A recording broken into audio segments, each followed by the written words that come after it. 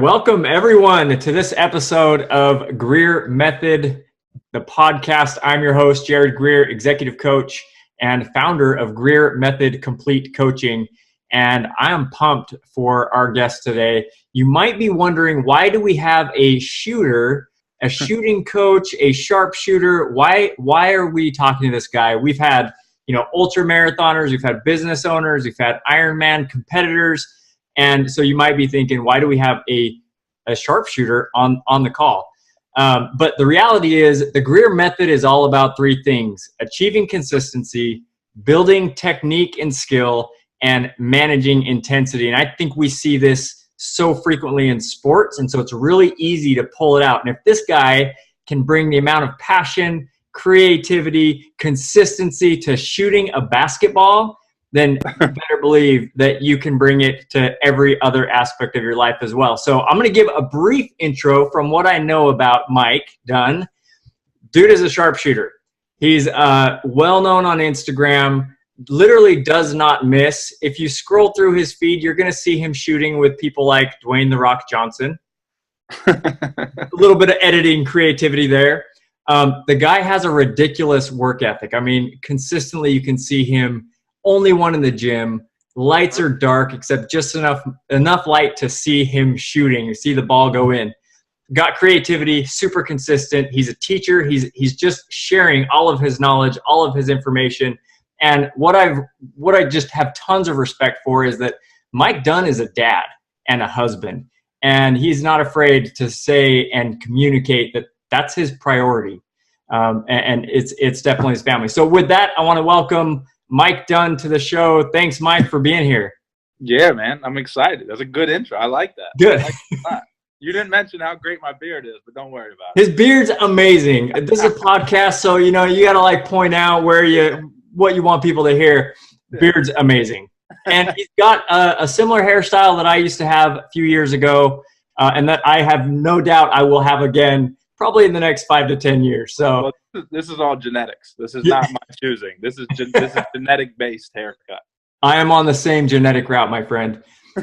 So I got to tell you how I found you. So, and I want to acknowledge, Mike has tons of followers on Instagram. So I'm really grateful that he did not judge me for my lack of followers on Instagram, and he agreed to do this show. So I've got I've 4 kids, 7 years old, 4 years old, 2-year-old, and now a 2.5-week-old. And my third child is a boy. And when I put him down to bed at night, this kid, ever since he came on the scene, he has been super interested in sports. And without my even prompting, I love basketball, but he picked up a basketball, started dribbling it. He's kicking soccer balls around the room. And when we go to bed, he says, "Hoop, hoop, hoop." And all he wants to do is scroll through Instagram and watch clips of basketball. And that's how I found you. That's awesome. I'm thinking, okay, I want to show him stuff that's going to help him get better. And I came across you, and I'm like, dude, this guy is going to teach me how to teach my kid. So just super excited for what you're doing. Give us a little bit of background.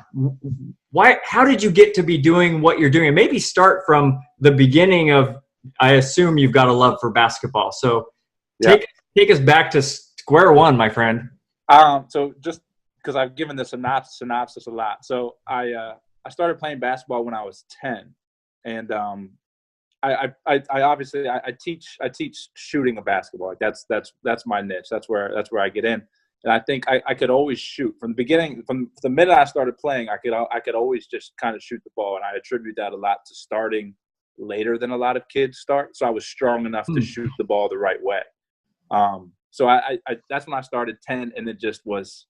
It's like this like addiction in a way where you just, as a kid, that's all you want to do, and it's all I did. My dad put the hoop in the backyard, drew a cord on the driveway. He went and got a parking lot, one of those industrial parking lot lights, and attached it to the side of our house so that the whole entire backyard would light up. No way.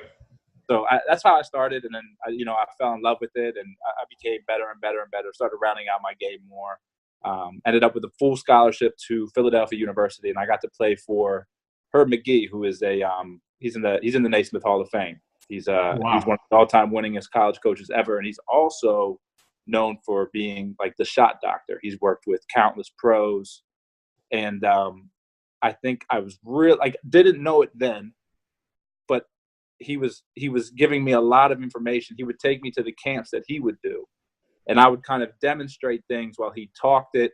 He always knew I could shoot, so as he got older, it was easy for me to do what he said and go to these camps and see the way he taught kids and all this kind of stuff. And me as a college kid, I wasn't thinking about it more as a career path at the time. I was more thinking, oh, my college coach just wants me to go around to these camps and clinics with them, not realizing how much valuable information he gave to me. And I finished that up. I finished college up, had a good career, started all 4 years.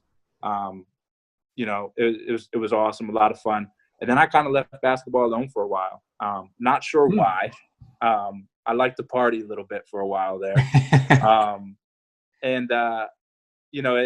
Everything started to fall back in line. I met my wife, and that's when everything kind of really turned around for me. And one day we moved to Nashville, Tennessee on a whim. And I was speaking to her one day. We were talking about basketball and stuff, and I was talking to her about how much I missed the game. And I'm telling her I'm sitting on all this knowledge and I'm not putting it out there for people. And she just looked at me. She was like, well, then do it. She said, I think you should do it. I think you should find a way to get it out there. And we had like this big, heart to heart about me pursuing this basketball thing. And that was in September or August of 2016. Wow. And so then I just went full bore with it. I found Instagram, had no clue really what Instagram was, and then just started doing it. And just really giving away information. Yeah. Really. I mean, at the end of the day. So we'll get into all of that. Let's go back. And first of all, hashtag wives are amazing, right? Amazing. Amazing. So go back to, you're 10 years old. Obviously it doesn't sound like your parents were the type that were like, hey, this has to be an NBA player, all basketball all the time. Right. What was that environment like that allowed your love of basketball to grow organically? I think you almost, in a way, you kind of answered that question. It was just they were never pressuring me to do anything, and it was more along the lines of, if this is something you want to do, then we're going to support you doing it. And they 100% did. I mean, they've done so much for me. My parents were incredible in terms of driving me all over the place, getting me all over the country for tournaments, like all that kind of stuff. They were just there for everything. Just awesome, awesome parents. So they saw how much I enjoyed it, and I think that was just a signal to them that, all right, well, we know he's invested in this, so we're going to do whatever we can to help him be successful at it. So you're working with young shooters now, probably all sorts of shooters now. No doubt you've seen the parents that are in it for their kid to make it to the NBA and just living vicariously through it. What would your advice be for those parents, or maybe a young dad who's trying to raise his kids up in the sport? How do you do it right? I'm super transparent with parents. So if I have a kid and they bring the kid to me and they're like, oh, this is my son, they give me the lowdown, and or daughter, who whatever. They're like, I'm really looking forward to you working with them. And I'll ask them, I'm like, well, are they looking forward to working with me? Or are you just looking forward to me working with them? And then I usually have the training session, and I can usually tell if a kid is really invested or not. And I'll always have that honest conversation with the parent. And I'll say, look, I mean, I don't want to sit here and take your money for something that your kid is not super invested in. He's like, at the end of the day, the only way he or she is going to be successful is if they really, really want to be here. As bad as you want them to be here. Yeah. And as much as I could take your money day after day after day, I just don't believe in that. Like, I can't wrap my head around doing that. So I think you just have to let kids be kids and really let them choose the path that they want to go down at the end of the day. And they'll usually, I feel like kids usually end up doing the right thing or doing what their heart truly is set on if you just let them do it. Yeah. Trust plays a big role, right? For sure. For sure. So you went through, and just give us an idea. How tall are you? How, you're not a short guy from what I No, gather. I'm 6'6", 6'6", and like I tell everybody on Instagram, 6'6" and a whole lot of handsome is what I Yeah. tell people all the time. Dude. So after college, where did you want to go? Like, did you want to play pro? What was that I journey did, like for you? man, like it's another thing that for a while I struggled with even sharing this part of it, because you kind of kick yourself for it. But I just wasn't focused. Of course I wanted to play pro, but I didn't have the work ethic to play professionally at the time. I could shoot the heck out of the basketball, but it was the other things. I wasn't in the weight room. I wasn't worried about my conditioning. I wasn't, you know what I mean? It's like all the little things. I definitely didn't. I don't think I ever reached my full potential in that way. And that's something that I just had, like, at the end of the day, I got to look back and say, well, that's my fault. I did that. I own it. And I can only learn from it now in terms of trying to reach my potential coaching. So it's a little bit of a different story, but same. What turned that corner for you? I think I got to acknowledge you for having that introspection and saying that was me. That was me not putting in the effort. What turned that corner for you? Well, I mean, unfortunately, it took. I was in a really, really bad car accident, and that really opened my eyes to a lot of things, and kind of admitting where I was at that particular point in my life, and understanding how all this stuff can just be gone, and how I didn't want to look back on anything and say that I just didn't want to leave any stone unturned. And I was like, all right, it's time. Like that was a huge wake up call. And unfortunately it happened. Like I don't wish that on anybody, but at the same time, as awful as it was, it turned out being a huge blessing for me in terms of just forwarding my life in general. Yeah. So you get out of college, you have this experience at some point. It sounds like you're away from basketball, you said, for a while. Yep. The car accident maybe kind of flipped some lights on for you. Have a chat with your wife. Yep. Is that kind of how it played out? Yeah. Well, go ahead. Car accident happened, met my wife. We were together for 4 years up to that point. And then, I mean, I had been at that point, I'd been taking care of myself now, going to the gym all the time, all that kind of stuff. But basketball wasn't a part of my life for those 4 years. But 2016 is where I just got that itch again to start really getting into it. What were you doing for work before 2016? So for the while there, I was working as a national accounts underwriter, writing large business accounts, which a lot of people probably wouldn't believe. But yeah, I was working on in the property and casualty side, and taking all these meetings with these big companies and whining and dining people, all that kind of stuff. So not a bad trajectory. You could have done that probably well into retirement. For sure. For you and your family. Why the switch? Well, so I transitioned from that role, and I'm still working another job now, but I work in like the private mortgage note business. But ultimately, the long-term goal for me is become the best at what I do. So I don't know exactly why the switch, other than it always to me it always just comes back to like this is all I got. I don't know how much time I have, so why not chase something that I really love doing? I hope that people listening just write that on their hearts, because I mean, you're shooting a basketball and you are relentless at it. I mean, it is you're giving away the knowledge, first of all, which I think is a little unheard of these days, right? People they're trying to do the hooks that get you into the funnel and whatever else, and dude, you're out there being like, here's everything you do. And then you're creative about it. You're passionate about it. You're just super consistent about it. So I just hope people can hear your story and be like, you know what? There's that thing in my life that I want to have more passion about, and go after it. And it's possible. And it's possible no matter the passion. That's the craziest part. Like you just said, I shoot a basketball. You know what I mean? Like if you really boil that down, that's not the most glorious thing in the world that you would think has a bunch of depth to it, but you can find a way. Well, and it's not even that there's depth to it or not. You could be teaching dribbling, you could be teaching, the rules of the game, but you are so focused on, I'm teaching you how to shoot better, shoot in rhythm, shoot off rhythm, like all of it. It's just, it's mind boggling to me. It's amazing. And it's honestly inspiring. What was your biggest fear that you had as you started down this path? Putting myself out there for criticism. And it was a different world for me. Like, you know, especially when I first started, and like I would post these things, and then people would just come out of nowhere saying how wrong I was, or how dumb they thought an idea was, and all this kind of stuff. And I'm thankful that I started it, you know, when I was like 29, just because at that point, nothing anybody can say to me really, not like, it doesn't matter.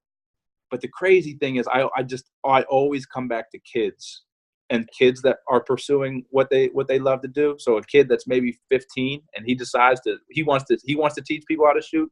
So he's going to document his journey, and he's posting things. And I just think about that 15-year-old kid that's putting his heart and soul into things, and other kids are commenting, telling him how dumb they think what he's doing is. And my heart, man, like that just kills me. That kills me. So I think that's part of, I struggled with that at first, understood that I'm equipped for it. And now, like, my whole thing is you'll never see me post anything negative on there ever about anybody. And I'm always uplifting kids and always telling kids, like, you can get better at this, you can get better at that, because I never want a kid to feel that way, especially that early. I don't want them to be crushed, because their dream or whatever it is definitely possible. Dude, I love that. And I can attest to that. Just for everybody listening, I sent Mike a video clip of someone whose free throw was pretty horrendous. Yeah. And he's like, I'm going to leave it alone. And so again, like, you strike me as someone of, you know, real values, and you're living by those values. Dude, tell us some feel good stories. What kind of good feedback, or what kind of, I mean, you're reposting, you know, other people's comments and how they're using your stuff.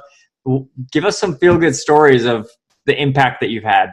The without a doubt. I mean, one thing is the fact that, like, I've reached people around the world now, which if you would have told me that in 2016, I would have said no way. Like, there's kids, like I get, you know, kids from Indonesia, and kids from Turkey, and kids from China, and kids from Japan. Like, it's crazy. And I put out, not too long ago, I put out this free whole entire shooting workout. And I put it out there, and I just said, look, if you can afford it, you can pay me for whatever you want. If you can't afford it, just take it. It's yours. And what was so awesome was seeing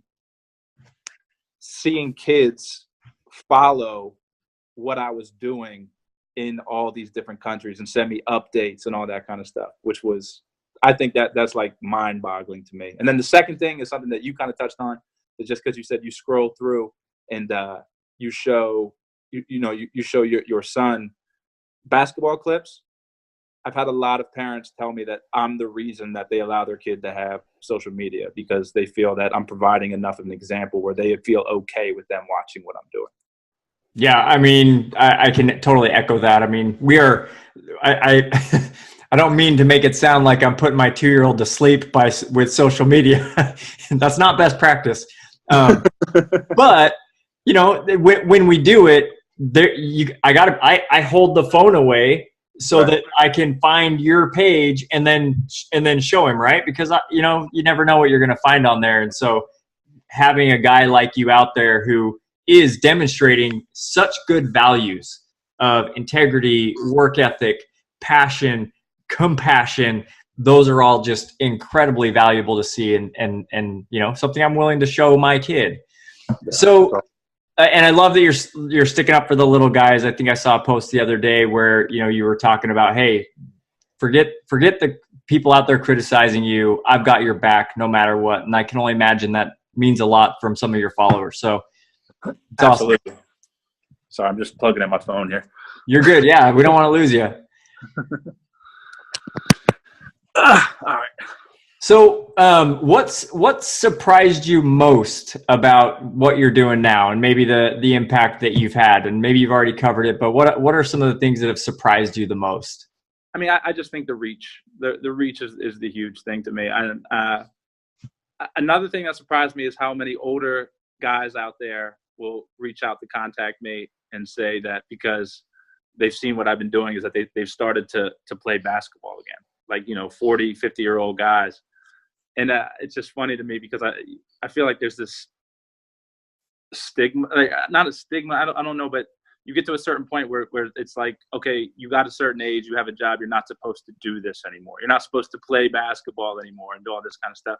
And I completely disagree with it. I think it's one of those things where it's kind of exposes people to why they love the game to begin with, and that you can enjoy it at any given time.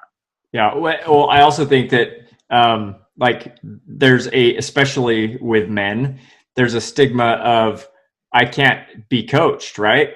So my experience with basketball is maybe different than yours, maybe a little similar. I didn't start playing until I was 15, and I was horrible. We grew up in a really wealthy area, but we were very poor, and so all the kids around me were going to basketball camps, and they were, they had those coaches, and they were playing AAU and all the different groups, right? And I remember going and playing at a church at 5:00 in the morning, and being so bad that literally some of the other players were like, my brothers and I would go, they would say, why are these kids coming? They're terrible. Yeah.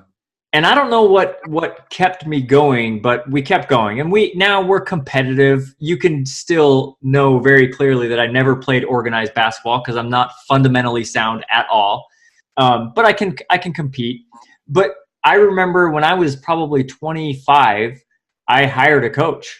I hired a guy, and I felt embarrassed to be on the court at that time. He had me train with his 14-year-old, other kids that he was training, and I was a 25-year-old man. And so there's that kind of stigma, like, oh, we can't learn something new, or, and so I think what you're doing allows people to have kind of that like closet coaching, right? I'm going to become a better shooter because I'm following Mike Dunn. Or you can learn at anything at any given point in time. Like you said, like there's really not, I mean, obviously this is just talking about shooting, but there's no reason that says you can't go off and do something completely different as well and learn about that. You never stop learning. You never should at the end of the day. Amen. And we're definitely going to get into the impacts outside of basketball. Tell me, so the Greer method is, as I said at the beginning, that it's all about achieving consistency, specifically in core habits. It's about, improving and building your technique so you're doing things the right way, and it's about managing intensity. Tell me what consistency means to you and how important it is to what you're doing. Consistency is everything. In fact, I get made fun of because of probably how habitual I am. My wife's sitting here. So, like I literally, when it comes to consistency, I believe, shooting a basketball, you have to be able to do the same thing, shoot the same shot every single shot. You want to get to that point where it's like muscle memory. Mm-hmm. And I kind of treat my days the same way. So I'm usually up. The baby's here now, so I'm still up at like about 4 a.m. to get my day started. But it was for a while 3:15, 3:30 in the morning, and I'm in the gym, and I get everything out of the way in the morning. And then I'm at work. I'm doing my basketball stuff. I'm doing all that kind of stuff. It's almost to the point where, like, any time of the day, if you gave me the time, I could tell you exactly where I'm going to be, 5 days ahead of time. So the real question here is, what is the cost of that consistency, Mike? What does that cost you? I mean, it doesn't really cost me anything. It costs me some sleep. Okay. I'm sure it cost me some time with my family. So you know what? Those would be the two. Probably sleep and a little bit of time with my family. So, but it's that end goal. It's that what I see happening at the end of the road. So I think it will all be worth it when it's all said and done. We've got no doubt your vision is crystal clear. You're headed in that direction. I think when we think about consistency, people often, I think there are a lot of costs because you're probably, not going out to the bars every night. You're probably not partying as much as you once were. And so some of those are trade-offs that people look at a guy like you and they say, man, I would love to be that automatic, but they're not willing to put in, the routine around it that allows you to be that consistent, that automatic. Right. Tell me what you think about technique. So, I mean, obviously, you want people consistently shooting, but it doesn't make sense if they're consistently shooting the wrong way. Right. So, how do you think about technique? I think technique is huge. I think there's certain fundamental principles that you apply. So when it comes to shooting, I believe in there's a few kind of like non-negotiable type deals. But I also understand that every single person is completely different. Our body types are different. What's comfortable for one person may not be comfortable for another. So it really comes down to just because these are my keys: hand under the ball and in the middle of the ball, just a solid base. So feet about shoulder width apart, a little further, and getting your release point up to a certain point. And then after that, I tell people I don't care what you do. Those are just my non-negotiables. Everything else I think falls into place after that. But I think that's when it boils down to technique. I keep it super simple. Yeah. How do you manage the level of intensity that you engage? I mean, you've been doing this for a couple of years. Again, you only have to like look at your Instagram page to know this guy is living this, right? So how do you manage that level of intensity? I just love it, man. I just love it. I've had this conversation with my wife. Like I wish sometimes like I didn't have to sleep. Like I wish sleep wasn't a thing sometimes.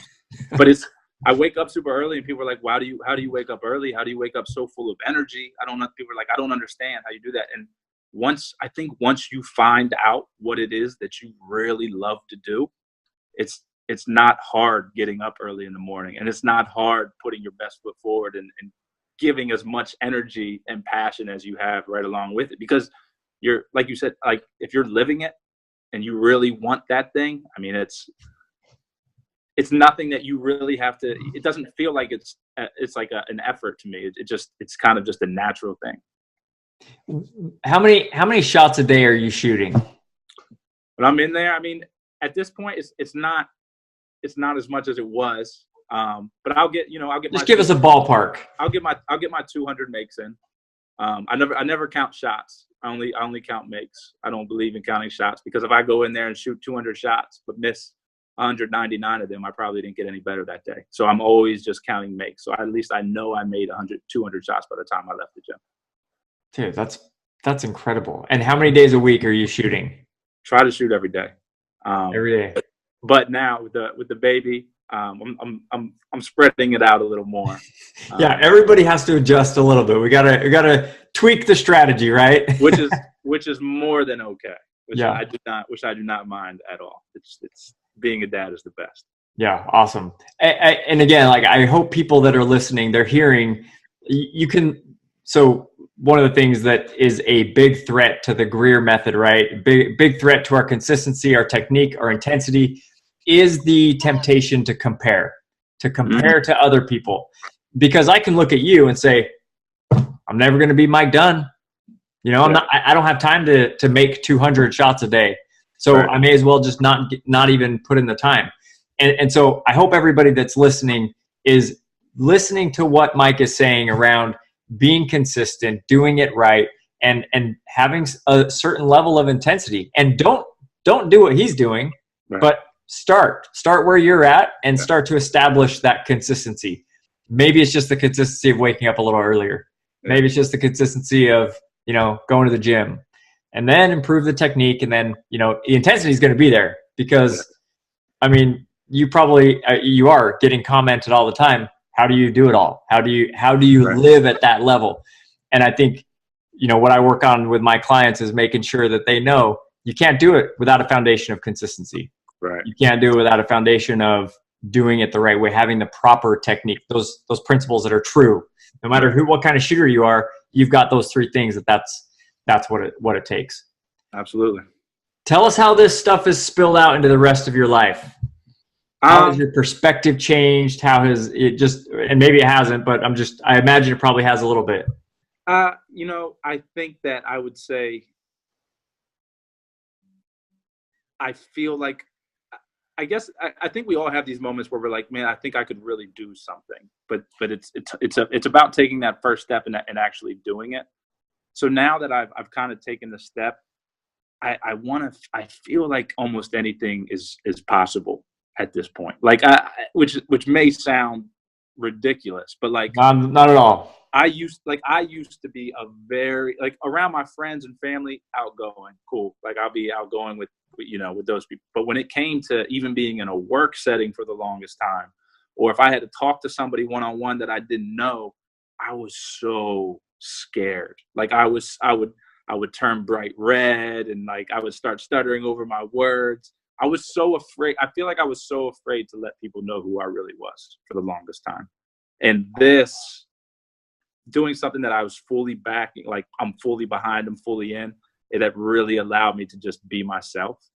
And I think social media is interesting because you can take two routes. You can either be yourself 100%, or you can pretend to be somebody, and you can get away with it for quite a while. And I just went the route of, look, this is going to be me, because if I ever hit it, if I ever make it in this thing that I want to do, I want to make it as me. I don't want to make it as somebody else pretending to be. And then I made it as them. Now I have to continue to be that person that I'm trying to convince people I am. That would just be exhausting to me. I love that, man. I think, and I mean, look, you're taking calls from a random stranger in North Carolina, and you're doing a video Zoom. So I totally love that. And you said at the very beginning of the interview, you said that it's almost like an addiction, right? And I think that's the power of putting yourself out there. And I think when most people put themselves out there, then they'll be surprised that they can actually do amazing things. Right. And then that fuels that fire. It's like, well, what else can I do? Yeah. Right. So I again, totally love that. Where else have you seen impact? Have you seen impact in your family or in your community? Yeah, I don't want to say it's made me I think the consistency aspect that we talked about, just waking up and ensuring, like, I have like my core set of things I always need to get done. But I feel like in a way it spills over to making me more productive in every other area, which is strange, I guess, because it's kind of centered towards my own self-care, self-development, what I do teaching. But I feel like it definitely carries over in terms of my family, spending time with my wife, spending time with my daughter, like all that stuff really has a lot of meaning to me. I don't know. Maybe I would still have that same meaning if I wasn't doing this stuff. I don't know, but it just clicks. Like it's really, really hard to explain.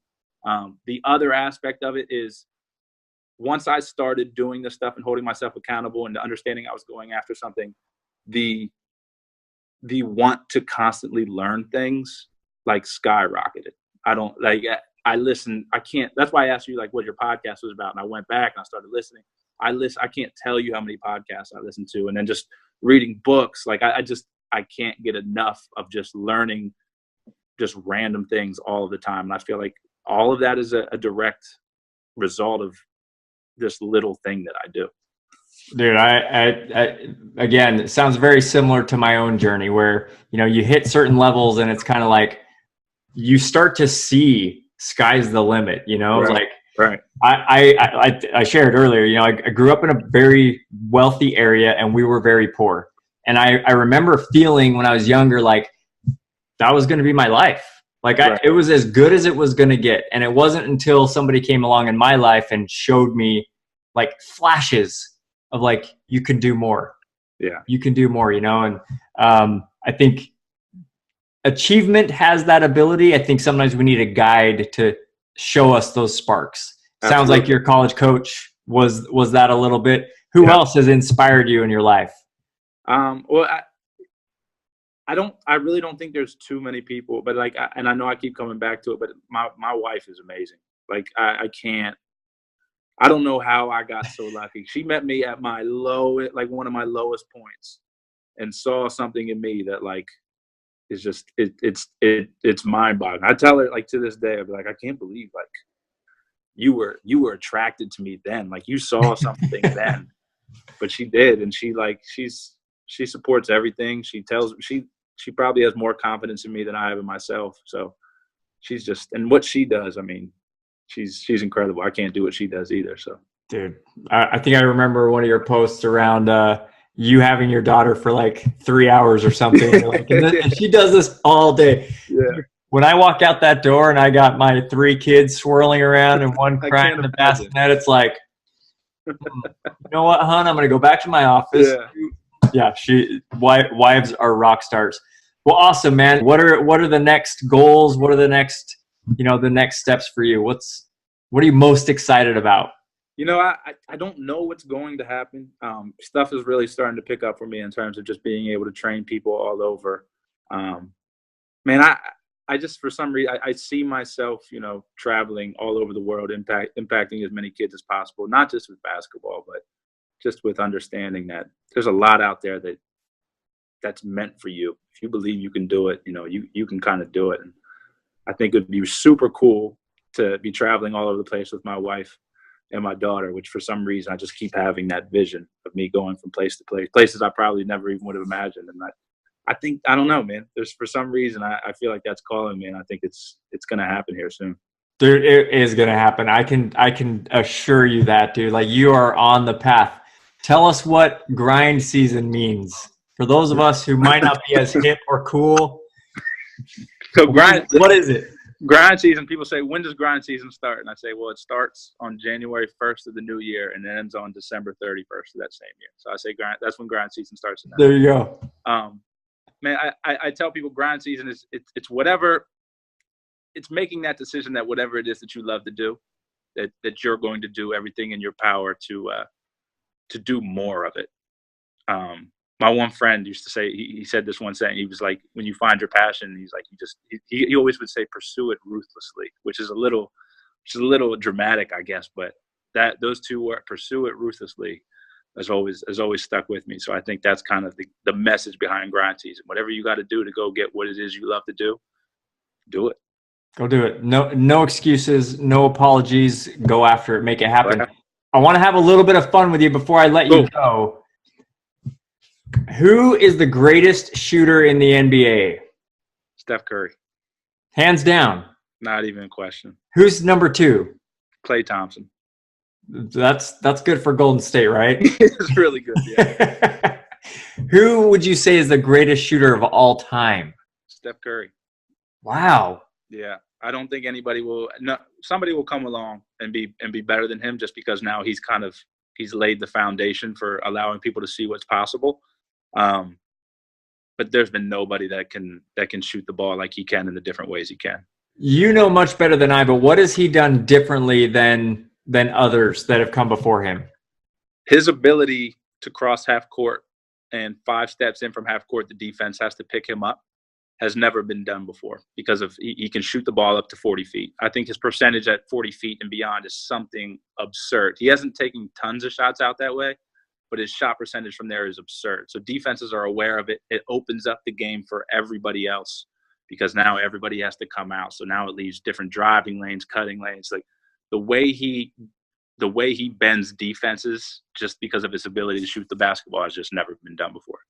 That's incredible. And his shot more pure than other shooters, or what? How do you, as the shot doctor, how do you analyze his shot? Yeah, it's I couldn't teach it. That's the craziest part about it. He has certain fundamental principles, like the thing that I say, he's a strong base, strong core. Hand ultimately gets under the ball before he lets it go. Ball comes off his fingertips. But the way he does it, there's just certain things I have to tell. There's just certain things you can't really explain. He's done it so many times and spent so much time doing it that the flaws that are in his shot, he's turned into strengths. And that's what I think a lot of people don't realize. They just see it and they're like, oh, I can go out and I can do that because that's how the way Steph does it. Not understanding he's put in thousands and thousands of hours perfecting the exact way only he can shoot the basketball. So people can do that. People can find their way, but you're going to have to put in a hell of a lot of time to do it. Hey, thousands and thousands of hours. There is a price to that for sure. So you got to be, hopefully you've got a big multi-million-dollar contract that says Yeah, or you just really want one. Yeah, there you go. Really want that multi-million-dollar contract. I'm not going to go downstairs and tell my wife that I'm making a career change. Probably a good move on your part. Right? Rank these 3 shooters in terms of best shot. Okay. Steve Nash, Steve Kerr, Mark Price. Whew. This is going to be. I'm going to answer this because more of a prisoner of the moment answer, just because I've seen so much more of Steve Nash. So I'll go Steve Nash one. I think Steve Nash, had he played now, he could average close to 30 points a game in the right offensive system, because he didn't shoot the ball as much as he really needed to shoot the ball. Yeah. And then second, I'm going to go with Price, just because Price had the ball in his hands more, could hit more shots. I mean, his off the dribble, pull up, all that kind of stuff. And then I'm going Steve Kerr last, because ultimately Steve Kerr in the NBA, as a terrific player he was at Arizona, he was more of a spot-up shooter in the NBA, but a really, really, really good spot-up shooter. Dude, love that. I'm not going to ask you who has the worst shot in the NBA, because we already know you're not going to answer that. But I am going to make you rank which of these players has your favorite shot. Okay. Sean Marion, Joakim Noah, or Chuck Hayes. I'll go Chuck Hayes, because I'm a Kentucky fan. Okay, there you go. I went to Kentucky, so I'll go Chuck Hayes. Hey, Mike, it has been an absolute pleasure having you. I really appreciate you taking the time to come on the show and have a chat with me. And you're an inspiring guy, man. I really appreciate what you're doing. I love how authentic you are. I love how you're looking out for anyone and everyone who just needs a little bit of motivation to go out and do their thing. So just really appreciate you coming on the show. Anywhere where people can find you, where you want to send them? You can find me on Instagram at Mike Dunn. I have a YouTube channel, same thing, Mike Dunn, which I'm trying to kick off. I'm trying to understand YouTube more. I don't fully understand it yet, but you and me both, brother. I'm getting there. My wife's been throwing ideas at me, so we're gonna try to tackle that and see if we can make an impact on YouTube somehow. Good. Well, Mike, it's been an absolute pleasure. And guys, in the words of the famous Mike Dunn, please keep shooting.